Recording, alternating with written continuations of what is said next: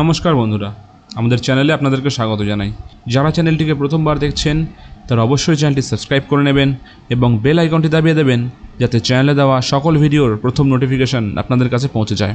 আমরা জানি প্রাইমারির অলরেডি চাকরির নোটিফিকেশান বেরিয়ে গেছে।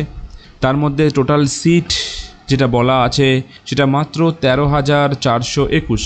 ঠিক আছে, তো এমতো অবস্থায় যেটা সবচেয়ে বেশি দরকার সেটা হচ্ছে সিট বৃদ্ধি। কেন দরকার তার একটা ছোট্ট বিশ্লেষণ বলছি। আমরা যদি পর্ষদের ডেটার ওপরে একটু ফোকাস করি তাহলে আমরা দেখব যে 2014 সালে যখন প্রাইমারি টেট পরীক্ষা হয় তখন পার্থ চ্যাটার্জি মহাশয় রিপোর্ট দিয়েছিলেন যে টোটাল 1,23,000 ক্যান্ডিডেট টেট পাস করেছেন। 2017 রিপোর্ট বলছে টোটাল 9,896 ক্যান্ডিডেট টেট পাস করেছে।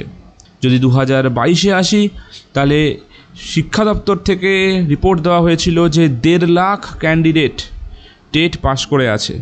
আর 2023-এর ডেটা আমরা কদিন আগে দেখলাম যে 6,754 জন টেট পরীক্ষায় পাস করেছেন। তার মানে এই কয়েকটা বছর মিলিয়ে সর্বমোট 2,89,650 জন টেট পাস করেছেন। হ্যাঁ, এর মধ্যে অন্যান্য কিছু ফ্যাক্টরসও কাজ করছে, যেমন তখনকার টাইমে কোনো ডিএড এবং বিএডের পার্থক্য ছিল না, যে কারণের জন্য প্রচুর বিএড ক্যান্ডিডেটসও এর মধ্যে আছে, মানছি, যারা বাদ চলে যাবে এবার, কারণ এইবারের যে পরীক্ষার ক্রাইটেরিয়া তাতে কিন্তু বিএড ক্যান্ডিডেটরা বসতে পারছেন না। সো বিএডরা বাদ গেলেও সংখ্যাটা কিন্তু কোনোভাবেই কম হচ্ছে না। আর এখানে একটা কথা উঠে আসে যে এত বিপুল পরিমাণ ক্যান্ডিডেট যখন অ্যাপ্লাই করতে চলেছে এবার প্রাইমারির ইন্টারভিউয়ের জন্য, সেখান থেকে মাত্র 13,421 সিটে কি হতে চলেছে?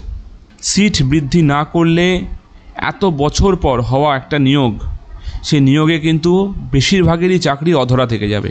তাই সিট বৃদ্ধি করা খুবই দরকার।